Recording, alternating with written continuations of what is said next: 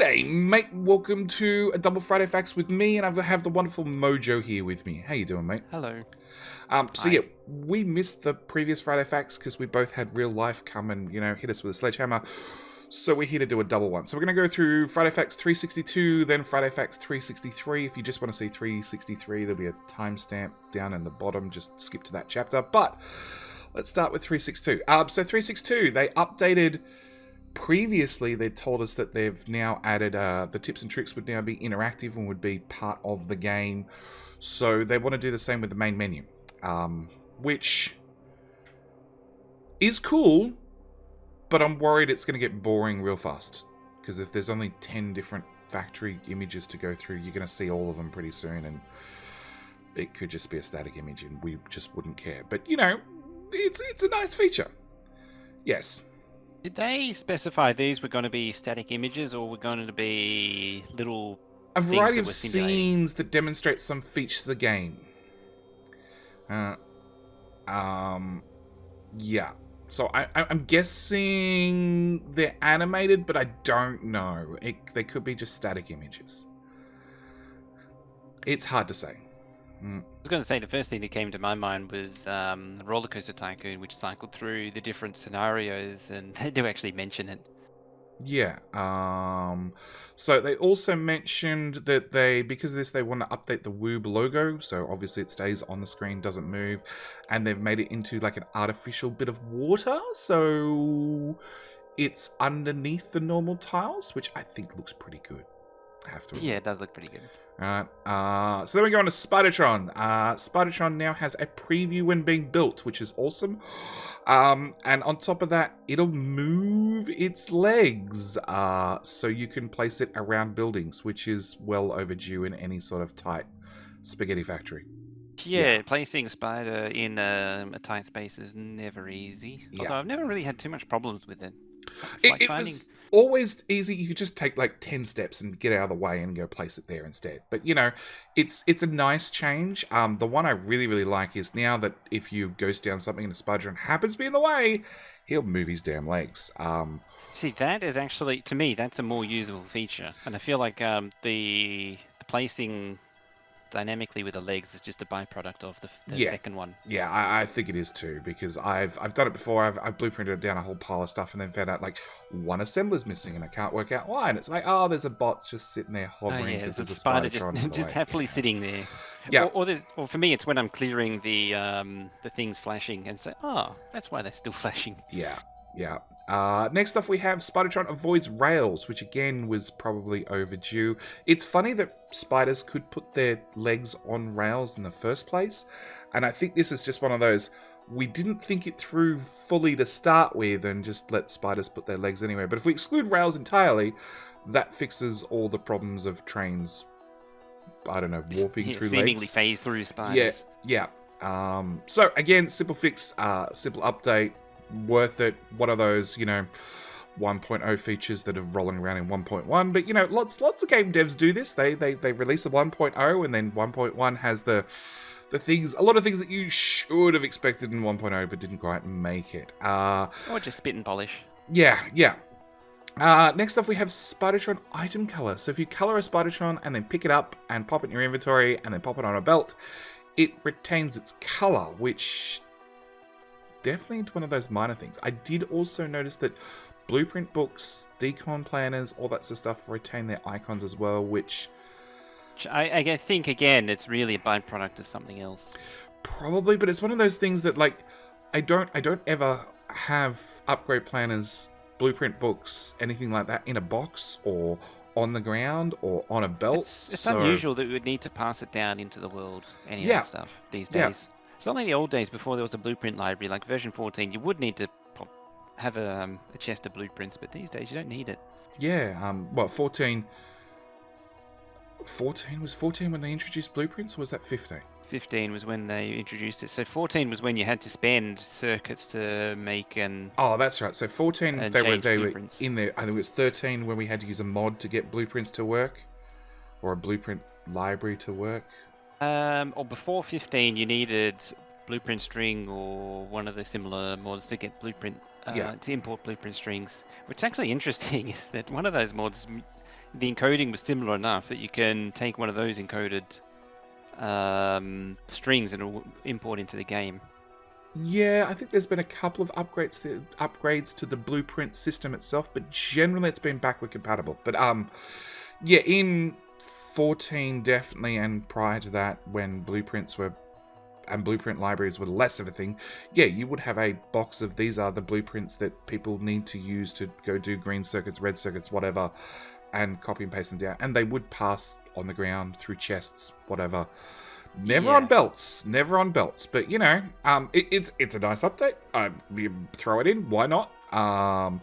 Who knows? Maybe you want to have a belt full of blueprints. I mean, whatever's your poison. Or look, a belt full of spiders, maybe. Yeah. I do know my community map did a 1,000 Spidertrons per minute base, which is just absolutely ridiculous. It was heavily modified, a very, very big base, and they were struggling with UPS throughout the entirety of it. Yeah.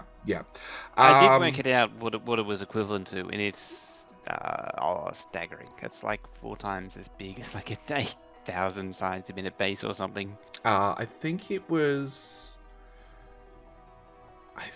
somewhere around the 15,000 rockets per 15,000 science per minute, maybe 20,000.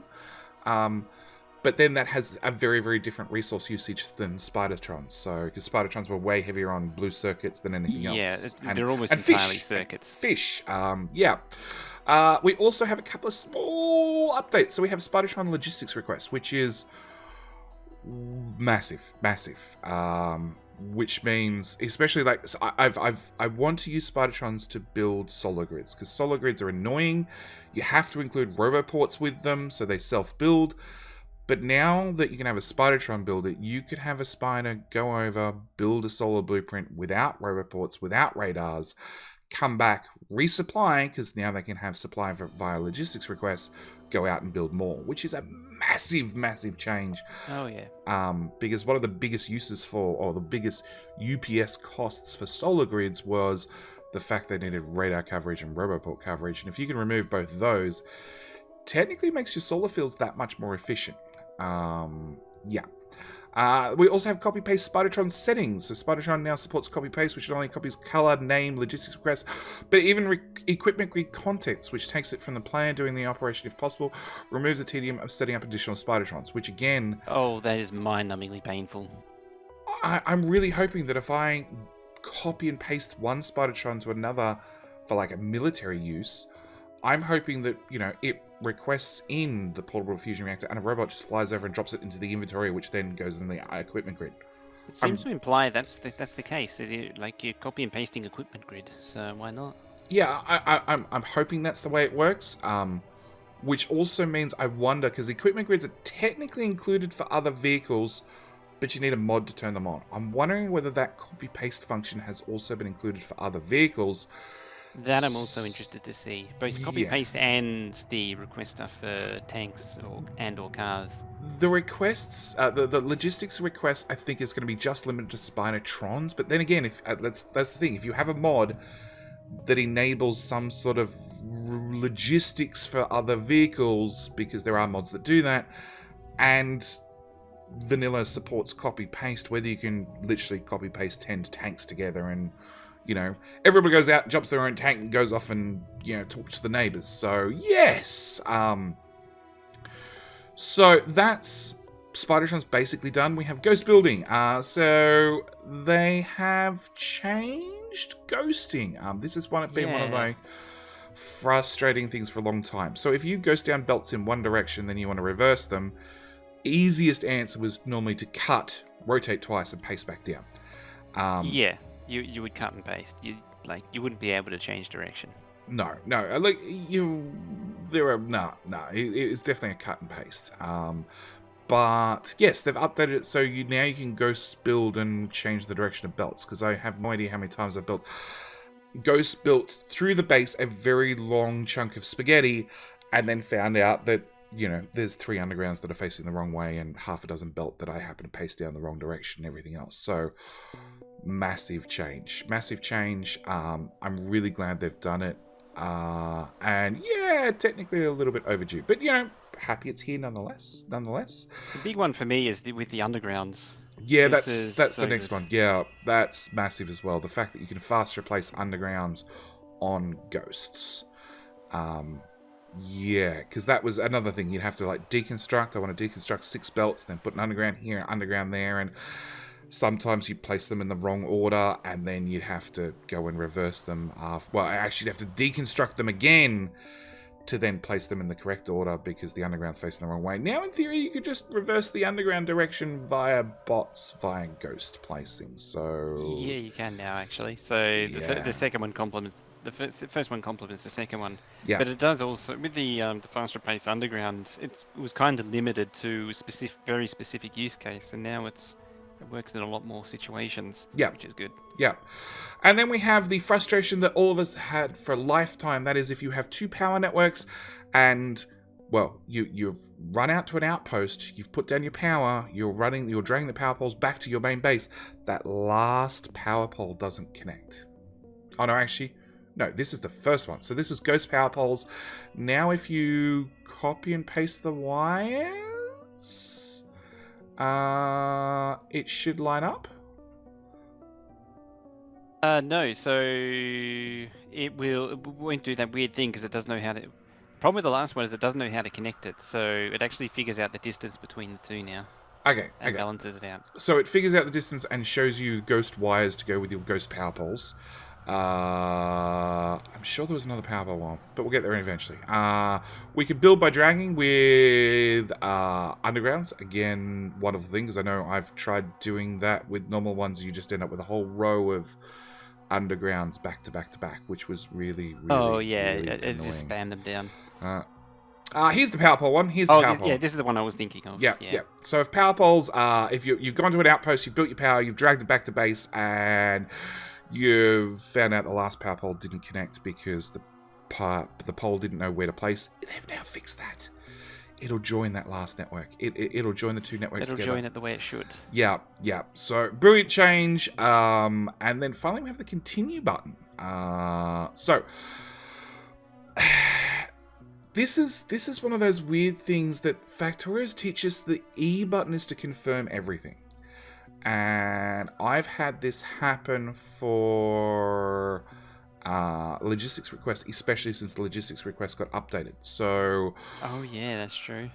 You'd set a request, and then I'd press E. Yeah, E, which is close. E to close, except to close or close window, and it just closes the window. Yeah, and doesn't confirm that I've set my logistics request. So then I come back like 5 minutes later, and yeah. I didn't set the request. The items never showed up. So they have changed it. So, they said internally E and escape were just doing the same thing, but now mine's not really. So now E becomes confirm and escape becomes cancel, which is sort of stock standard for every single game. More or less. Well, escape is definitely cancel for pretty much every game. Yeah. You can tell how good a quality of a game is by whether or not escape is cancel. Because if escape isn't cancel, you know it's a bad game for sure. That's actually really, really true. Yes, if basic functions are not performing the way you expect them, then yeah, chances are you've got a lemon of a game. And the other thing they do mention really, really quickly is the continue button on the main menu. Now, when you click continue, if you are last in a multiplayer game, you'll rejoin that multiplayer game.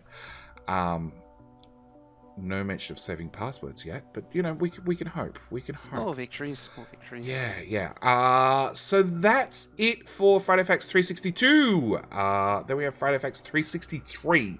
Don't go anywhere yet. You're only halfway through. Yeah, second half of the video. So, Coverex 1.1 is getting real close.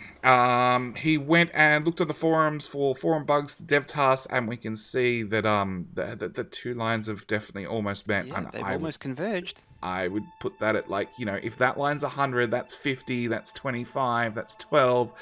We're down in the less than 10, more like a 6 or 3 range. That's got to be well below 10 now. Yeah. I'm thinking there's 3 tasks remaining. So, maybe this week's the week of dev testing, and they play a game and see what breaks and fix it along the way. So they have new merch, the 1.0 rocket shirt and woo bag. And I have to say, look, this is one of those merch items that Yeah. I like it. Yeah. They were hoping to have the shirt ready in August, but as with life and everything else, it just didn't happen. So they've got the rocket shirt. They've also got a Woob bag, and yeah, It's a thing. it's a thing. Yeah, It's a bag. It has look, a logo on it. yeah. Sure. These little tote bags, and look, service stations here give them away, Yeah. and unfortunately, when they try to give them to me, I'm like, unless I explicitly need a bag for the stuff I've just bought at a service station, pass, because they're useless. Personal opinion, but yes, if you wanted That and you also accumulate a massive pile of them. yeah. So if you want a little tote bag with Woob's logo on it, you can now grab one. So smaller changes in 1.1. There's going to be one hell of a change longer, but we'll get there eventually. So the unified entity GUIs. So it was always players' inventory to the left and entity on the right. The entity preview has a unified and a large size. There is status entity with an LED. So what they've basically done is as far as we can tell, the tooltip. That's the words I'm looking for. Tooltip underneath the mini map on the right-hand side. It looks like they've expanded that with a lot more information. What my interpretation is that this is, you know how you click on something and it'll bring up a little window? Yeah. So instead of doing that, it brings up this big window instead, is my interpretation. And they brought a lot of information that was on the sidebar into this window. Yeah, which I don't know. The little one was little and not annoying, and your whole inventory and everything else seems like a bit of an overkill. Yeah, because a lot of the time, like an inserter, you're never going to need your inventory. You don't need it. No, and I'm wondering how long it is till somebody tries to iron out their inventory and drag it to their right and give it to the inserter. Unless, I wonder if that icon, the icon immediately below the preview, lets you pull the item out of the inserter's hand. Now that would be interesting. I guess, but again, that's one of those things that it's normally just easier to pick up the inserter and put it back down. And if it's an inserter that's got wires and circuit conditions and everything else, you'd still pick up the inserter and then Control Z to put it back down. Yeah, there's other ways around it. Yeah, but you're right. Maybe that little icon there is a way to take whatever junk that the inserter's accidentally picked up out of its hand. And I'm really, really hoping that the little window is an exact representation of that inserter in the real world with its belts, with its assemblers. Yeah, I imagine it would be. Yeah, I imagine it would be. Like it shows you a little preview of it. Yeah, I'm going to say it anyway, just in case. Character tab removal. Now, I've seen Discord. I've seen lots of people love this idea. I've seen lots of people hate this idea. But Woob does have a couple of valid points. So, the character tab looked like a good idea, but when you inspect it properly, it's basically just a filler. The color selection can be just done by one small pop-up, same as in other places. So, same as you have for Spidertrons. What else can you color? Trains, train stations, all those sorts of things. So, where would they? That's the only thing I'm not sure of is where would they put the color pop-up? Click on your head. I have no idea. Click on yourself, maybe? Yeah. So guns and armor are already shown down the bottom right-hand corner, so it's just a duplication. Batteries and shield are shown in the main GUI. So again, down in the right-hand corner. Or actually, they're shown in the armor as well, as a total amount of battery storage and a total amount of shields. The character options are configurable through the shortcut bar, so personal reports on and off, along with the exoskeleton. It's all redundant. Oh, I just got I looked further down and got my answer. Oh, okay. So the problem is the players are required to make a mental link between these duplicated areas. So that left us... so they're removing it to deduplicate it. Now, the only thing I want to say about the character tab is the batteries and how much charge you had in megajoules was actually one of those things that I really found important. Because I could physically see that number going up or down. Because and you could judge a rate from it. You couldn't judge it from the little bar. Just the battery bar. You never could. The little battery bar is useless. It's good for knowing overall charge, but it's not good for knowing overall charge rate, or whether you're trying to trim a power armor for like maximum maximum construction tasks or maximum speed, to know whether you can actually charge the armor at a sustained rate for what you're using it for. So I'm hoping, even if it was just the little battery bar down the bottom right-hand corner, if you could hover your mouse over it and get that megajoule value. So you've currently got 28.4 of 400 and have that number dynamically go up and down when you're hovering your mouse over it. That'd be a fix. That'd be a fix for me. So yeah, so it left them with the crafting and logistics tabs. Based on experience, the fact the crafting has tabs, and tabs feel very uncomfortable. Switching the crafting category with the tabs, something I do very frequently, and having to focus on which kind of tabs to be pressed just breaks the flow. I always like the flat GUI model we had before. I didn't want to reject the tabs just because it was something different. But now I have the unpleasant experience of playing with the tabs, and I can fairly discard them as a default option. So I've played with a flat GUI normally. Yeah, I turned off the tabs a long time ago. Pretty quickly after the tabs were introduced. They were horrid. I played with it because that's how the game was meant to be played. And then I think it was partway through my 1.0 series, or maybe it was immediately afterwards, I changed it to flat because I liked having the logistics tab as a separate tab.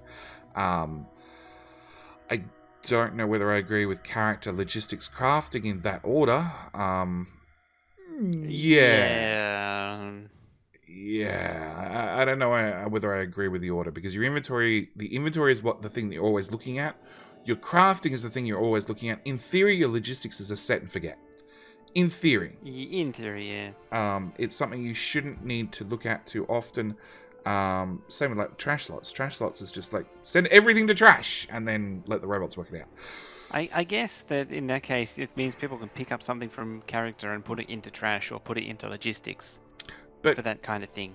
But if you've played Factorio for long enough, it's like you shift click everything and control click everything, or and control shift or shift right click or splitting or anything like that. Yeah, it's Factorio is not really a game where you click and drag items from one spot to another. It's always shift or control, just move a stack at a time. Yeah. For us that would be true, but for normies and casual players, it would suit them. Yeah, we'll leave that there. So we have alert arrows. So down the bottom right hand corner, the lovely alerts that we ignore forever. Especially the red ones. The red ones are saying the base is perfectly fine and nothing is going wrong. Everything is fine. The base is upgrading. That's what it means. Yes. So the game showed alert icons on the related on-screen positions, or if they're off-screen, it shows arrows on the edge of the screen to point you in the right direction. I think this is going to get really annoying really fast. I wasn't sure at first, but I didn't realize there was a spam of arrows in the top corner of that screenshot. Yes. Also, the answer to my question is if you look at the bottom left, you see the ammo and all that, and then there's a a button there for the character. Yeah. I reckon that's where the color will be. And that battery bar is very, very, very, very tiny now. Where even is the battery bar? To the left of the power armor. Oh, it's in the icon. Oh, god damn. It's even smaller. Yeah. Look, it's only a level indicator, so like as long as it's like 5 pixels wide, it's the height that matters. And maybe it should be double height so you can get twice the sort of gauge as to how much power you do or don't have. But again, yeah, I really want I can hover my mouse over it to get a number. Indicator. Yeah. It's going to get really weird because if anyone's been around here long enough to remember Power Armor used to have a durability, and that's exactly how the durability looked. No, the durability was a bar across the bottom, same as the ammo. Was it? Yes. I don't remember now. Yes. Oh, yeah, maybe. Yeah, because I remember we had a particular map that if you got hit by a train, that the train was going fast enough and it was long enough, you'd lose your power armor in one hit. It would blow up your power armor, which was pretty much unheard of, because power armor, even doing a lot of combat, your power armor would generally last you your whole map. Maybe if you were really unlucky. Enough HP to last the entire game. Yeah. The durability was really, really high. If you were really unlucky, you might need a second power armor, or you might get to the stage where you're like, okay, I need to take all my equipment out of that power armor and dispose of that one in a box and shoot the box and get a new one. Because if that power armor it dies, I lose all the stuff in the equipment grid. So yeah, it deletes everything in the grid. I think my old Mega Base was the only one where I actually managed to do that on more than one occasion. We had a community map with a big enough train that, yes, the train got to a certain size that if you had a brand new power armor and got hit, it would have like 10 durability left, and then the train got slightly larger and slightly faster. And then, if you got hit, bang, your power armor's gone.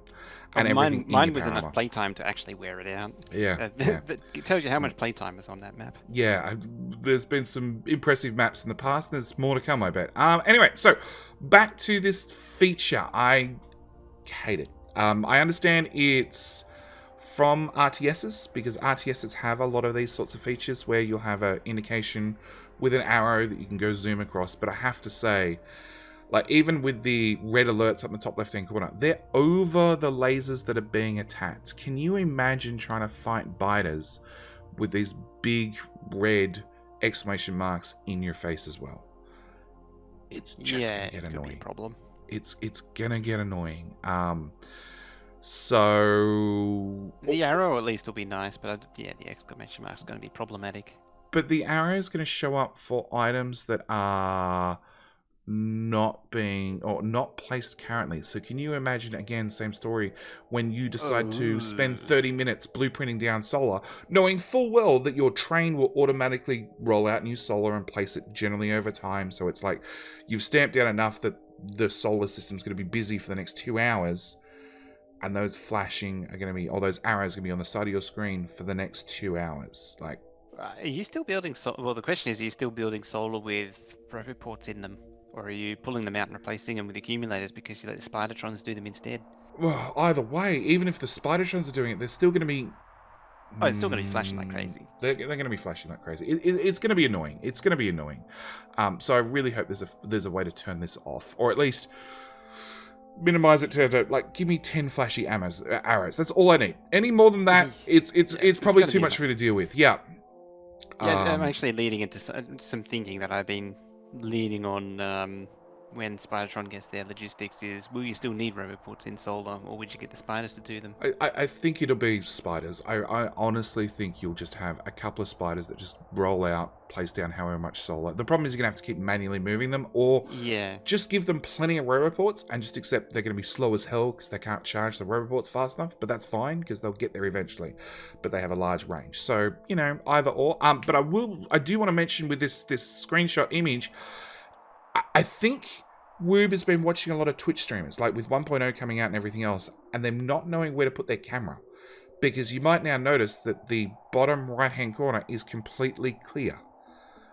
So that's a perfect spot for a face cam. Because really, in Factorio, the only options were the bottom right between the power armor and the alerts box, which there was generally not enough room for most people's face cams, or top left. But then if you had any mods installed, top left was being used generally by mod interfaces. So, and there's a whole lot. That's generally where a lot of crap goes anyway. Yeah. I think this is a flow on of other things might have had an influence. Anyway, maybe. Rich text selector. So rich text has been included for a long time, where you could actually say you could type in item equals iron plate into the text name for a train station, a map marker. I don't know, what other examples are there, Mojo? Anyway, we can put in a text box. Anything you can put into, you can put achievement icons. Yes, you could put items from the game, achievement icons, technology icons, virtual signal. Really? Yeah. Liquids. If it's a graphical icon in the game, you can put it into any text box. Any text box. Yes, but it was a pain in the ass because you need to know the internal names for items, and like iron plate was iron-plate, not iron space plate, not iron plate, one word. It was annoying, and that's probably the easiest example. There were lots of really horrible. I think gun productivity module. Anyone? No. Worse than that. I think the gun turret is actually referred to as a gun turrets with an S on the end is the internal name. Right. I think it was productivity module was effectivity module. Oh, was it? Okay. Yeah. Wow. Okay. And I know distractor capsules, defender. whatever the best capsule is was Destroyer. Destroyer. So that was, I think that was Combat Robot 3 was the internal name. Oh, yeah. There's some weird names out there, okay? Because they're prototype names. Nobody ever looks at them unless you're doing modding. And this was sort of in that halfway realm. So yes, this is a pain in the ass. It was, yeah. But now they've added a pretty little GUI that you can just click on things, which I have to say, a couple of mods have added this.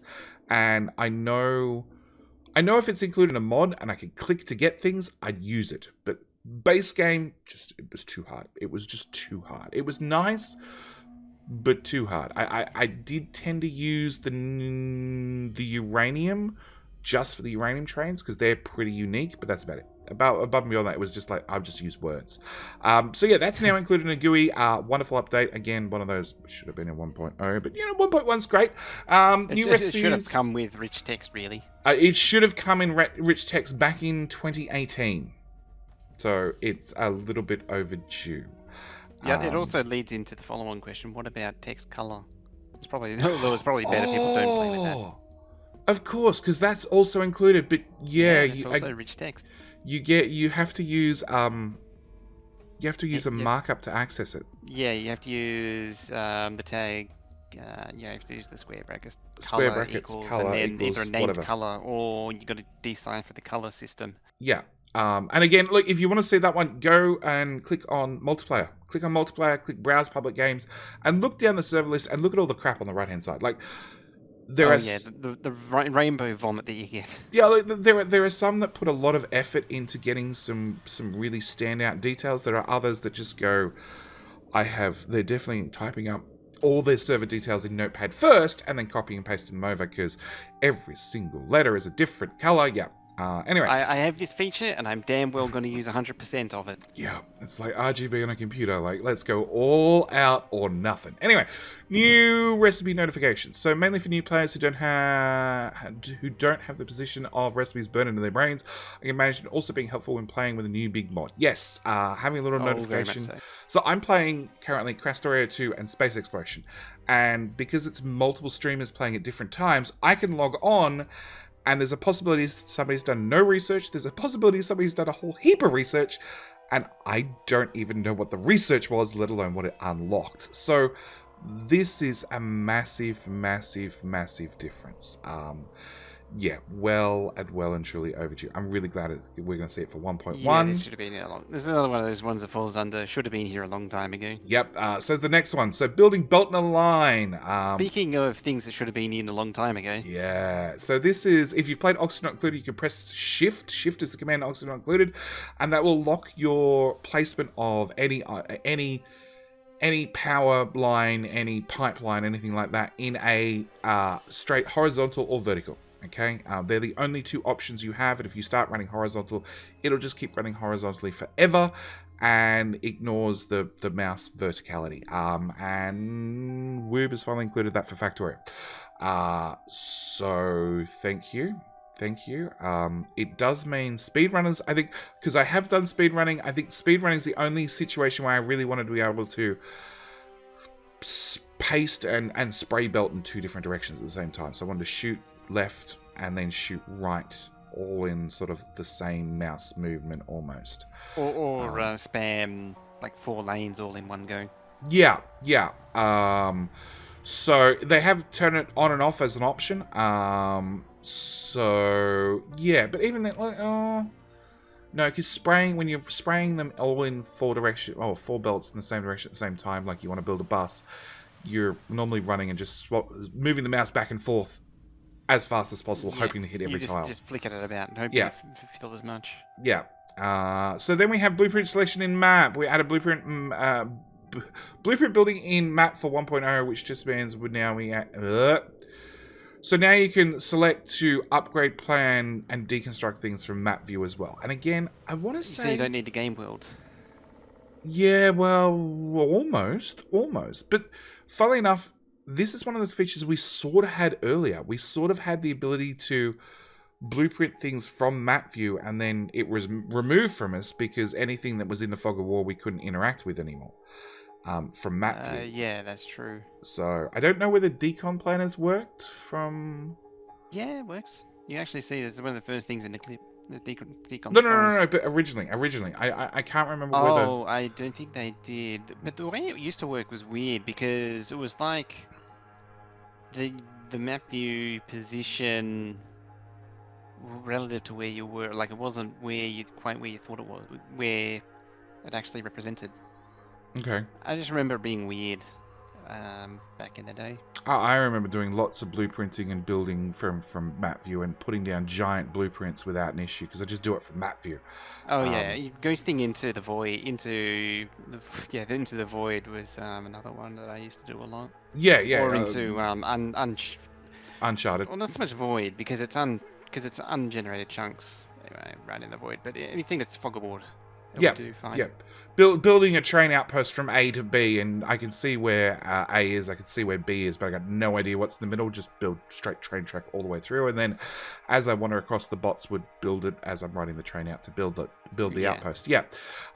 So yeah, that's again another change. I'm really glad to see it because I've used the deconstruction planner by zooming in just enough so I'm in world view, and then dragging the decon planner through piles and piles of crap to get rid of it in the past. But yes, I'm glad we can now do all of that from map view. So then we have entity night lighting. So the graphics of the game had steady improvements over the course of development with greater detail, better processing, of course, deeper experience. However, one part of the game never felt quite right was the entities were lit up at night. We only really have the capability in our engine to draw some basic light sprites over the top of all enemies. This means the effect was more like a spotlight shining down rather than entity emitting a light. And I think the red light bulb on the left is a perfect example.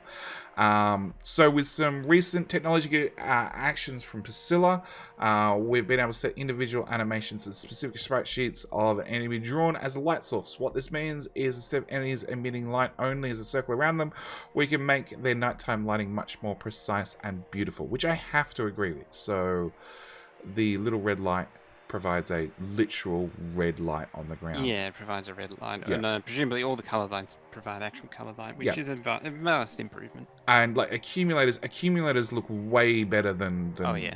Same with the combinators stand out more.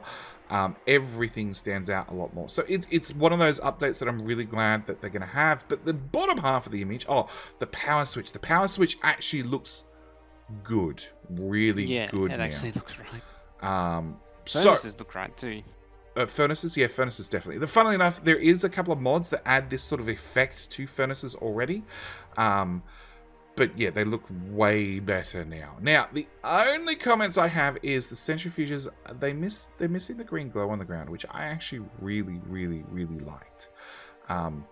And uranium ore is... no, I don't know. I'm not sure if it's too bright on the belt or not. It definitely stands out a lot more than it used to. And your shiny rocks will now be shiny on a belt at night, along with your nuclear fuel. They do seem to shine a bit lighter. They do have more of a gleam to them. Yeah. The one thing I'm not sure about is the heat pipes of the nuclear reactor. Yeah, they did get dulled off. Yeah, I would expect because the heat pipes are quite hot, they put out a lot of thermal heat, which would put out some light as well. So I'd like to see a little bit more shine on the ground, maybe. And maybe probably a little targeting realistic temperatures, which means it's that sub 1,000 degrees isn't that bright.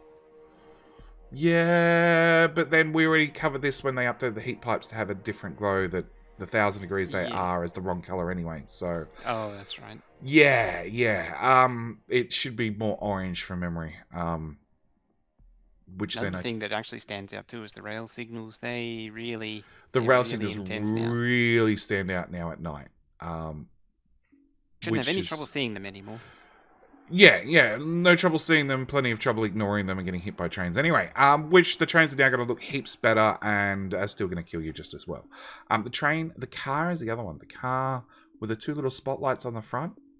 The car, the accumulators. Look, I like everything. I admit, I fully like everything. I Yeah, like there's everything. nothing much for me to complain about with Yeah, it. just the heat pipes, nuclear reactor, All praise. centrifuges. Yeah, they're my pickings. They're my pickings. But yeah. So next up we have technology icon effect icons. So one of the little frustrations with Factorio for a very very long time is when you get some of the researchers like bullet damage upgrade. You'd have 3 little pluses and you have to hover over each one to work out what does the bullet damage, what does the turret damage, and the third one's the combat robot damage increase. I remember what it was. Pain in the bum to work out what did what and what the bonus damages were. So nobody generally cared. We just like do the research. It says projectile damage 1. Let's just go for it and hope it does. Hope it makes killing biters easier. So they've updated that to now have a little, I guess, dedicated icons for, you know, what the increase is for. Oh, I was wrong. It's shotguns. It's not. It's increased shotgun damage, not increased defender capture. Yeah, defender capture is under energy weapons. Oh no, distractor captures. No, what's the crap one? Defender. Then that's not It's under. defender, destructor, destroyer. Yeah, so defender's not under energy. It's under physical projectile damage, but it's under number 3 or 4 then. It's a later research. Oh no, actually it says right there, bullet damage, defender. Whatever. Oh yeah, because they merged them. Yeah, so we have these little little things that make, I guess, working out what the bonuses are applying to a lot easier to see in the actual technology tree itself. In saying that, they've had a whole bunch of updates and a whole bunch of icons, and going through the list. So, going through the list of little icons, we can see definitely pickaxe. So that's going to be steel pickaxe. That'll let you dig faster. I have no idea what the second icon is at all. Logistics. Trash slots? No, Logistics trash slots. Trash slots is the third one across, second one down. Oh yeah, it is too. Maybe it's just logistics slots. But the logistics slots. Oh, actually, logistics slots do come as an upgrade. Tool belt. Tool belt? Maybe more inventory space. Yeah, tool belt gives you more inventory space. Okay, so the next one's time. All right, so lab research faster. Then we have bullet, which I see as accuracy, but technically it's damage. Yeah. I don't know why we have a target for damage rather than accuracy, but sure, maybe the bullets are getting more accurate. Then we have bullets go faster. Yep. Yeah. Shooting speed, technically. Shooting speed. Yep. Yeah, shooting speed. Artillery range. More robots is definitely what the next one is. Follow robot count. Yeah, follow robot count. Train braking speed, which to me looks like a Pokeball. I was gonna say that doesn't look like anything to do with braking. Yeah, the sparks should be coming out from underneath the train. Then we have Ghost Time, I guess. Ghost loving time. Yeah. Which would be no idea. When you get construction robots, you get ghosts outright. Yeah. Prior to that, you don't have ghosts, so no idea. The next one is more logistic trash slots, but that's not a thing anymore because unless it's there's one with the box, so it'd be character logistics, and then something about trash slots. Maybe it's the second one. Okay, so yeah, logistics is a research with Logibots, and the next one is trash, which comes automatically with logistics now. Then we have robots go faster, we have robots carry more, we have inserters carry more, we have engineers engineer more. Gear more. The gear more, okay. Then we have engineers move faster, which would be legs. Then we have engineers, we already worked out this was more range with the artillery range. Yeah.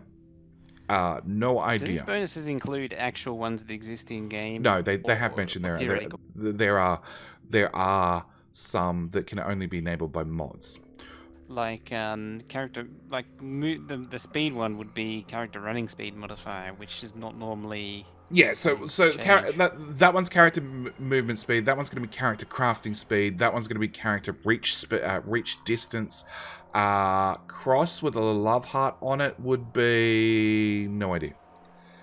No idea on it. Next one's character health. Then we have plus ghosts and plus copy. Let's go with no idea followed by no idea. Then we have robot battery capacity. We have that Research speed. Yeah, research speed. I'm looking at the next one. Love heart. So it must be time. So that would be ghosts last longer. The X lasts longer, and they are capsules. The combat robots last longer, and then ghosts go faster. Yes, ghosts go faster is definitely the last one. No idea. No idea, but we're going to find out when 1.1 hits, which in theory, they did say at very, very top line, we'll cover it again really, really quickly, should be ready next week. So we're expecting 2 to 2.5 weeks. Yeah. So next week, middle of November to beginning of December, looks like, although given the grand... I don't know, they said next week, so next week would be the 20th for the Friday. So we're expecting somewhere between like the 25th and the 30th, probably the 26th and 30th, maybe. Oh, like the 32nd of November. Yeah. So then we have technology icons. They've already done the technology icons once and twice and 3 times. And 5 times. I lost count now. Yeah. So now they're going to do them once more, and hopefully get them all so they look very, very similar. I know with 1.1 they did, or 1.0 they did a massive update and made them look a lot closer to one another, but there were still some that looked a little bit dated and weird. Yeah, so they're going to do all the technology icons, it seems. Yeah. And just make sure they mesh better. And then last line is, speaking of breaking things, they're breaking everything. So they're doing a couple of things. They're going to be removing old stuff that they don't use anymore, which is like the player port, which lets you teleport around, which is unfortunate because I know some scenarios use that. They're going to have the railgun be removed, which is probably great because the railgun sucks. The small plane, which was something from the early campaign that is now gone entirely. Along with the computer icon, which I believe Space Exploration uses, but it's a whole mod, so they can just put it back in. And here they mentioned the technology icons. For instance, we have Combat Robotics 1, 2, and 3. And we're going to change that to rename Defender, Distractor, and Destroyer capsules. So yeah, there's going to be a lot of base code changes, which is going to break mods that in theory we're still compatible with version 18. Yes. Oh, and save games. They're also dropping support for version 16 and version 17 save games. So you'll have to load, I think it's everything. So 15 supports everything backwards. Only back to 12 or 13. Yeah, so 15 goes back to 12 or 13. 12 or 13 goes all the way back to forever. And then... Normally, the one version goes back 3 versions. Yeah. And they changed it to 2 with 16. They've been pretty broad with their backward compatibility support for quite some time. Yeah. So it's generally these days, when the last 2 years... 2 years? Yeah, 2 years has been back 2 versions. Yeah. But it means, look, you can still upgrade. You can still upgrade without a problem. You just got to load in a couple of old versions, which is fine because all the old versions are available on the webpage. You can download ancient versions of Factorio. But yeah, so there's going to be a couple of mods that break, which is funny because I've seen a lot of modders haven't updated their mods from 18 onwards, 18 to 1.0, which was literally in 9 out of 10 places literally publishing an update saying it's now 1.0 compatible. So I guess this is going to weed out a lot of the old mods that aren't being maintained anymore, which is funny because I've seen a lot of mods die off in the last year or so. A lot of mods just come and go very quickly. Oh yeah, they do.